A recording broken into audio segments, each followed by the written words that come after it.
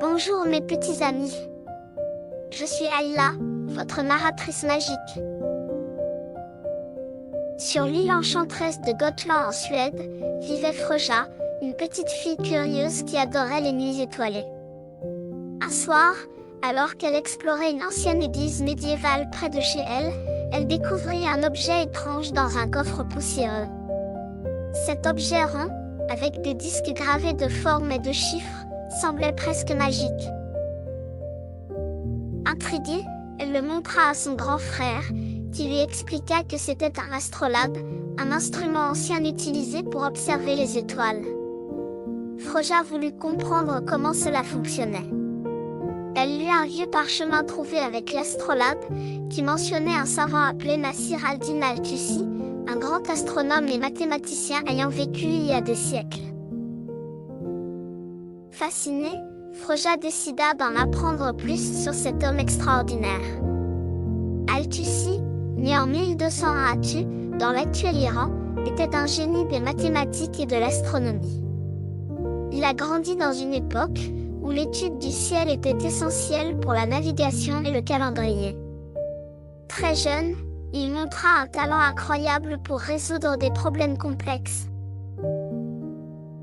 Froja apprit que l'une des plus grandes contributions d'Al-Tusi fut d'avoir fait de la trigonométrie une science indépendante.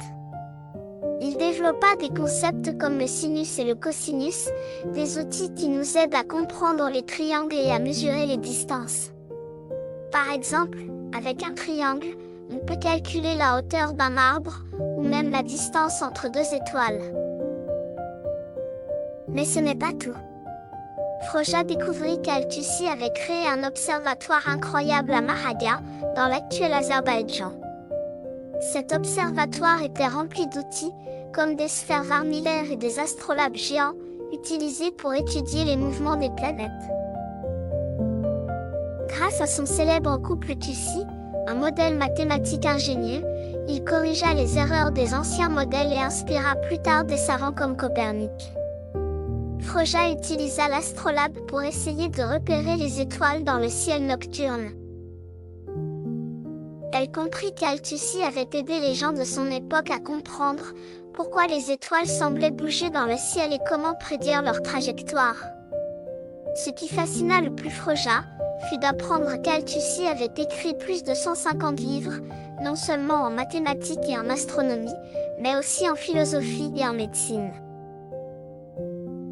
Nasir al-Din al-Tusi, également connu sous son nom complet, Muhammad ibn al-Hassan al-Tusi, est décédé en 1274 à Bagdad, laissant un héritage scientifique qui continue d'inspirer le monde aujourd'hui.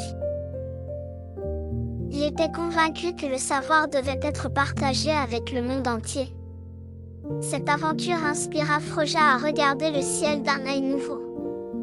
Elle comprit que chaque étoile cache une histoire, et que grâce à des génies comme Al-Tusi, nous pouvons mieux comprendre l'univers. Au revoir mes petits explorateurs. N'oubliez jamais que la curiosité et le savoir peuvent vous emmener au-delà des étoiles.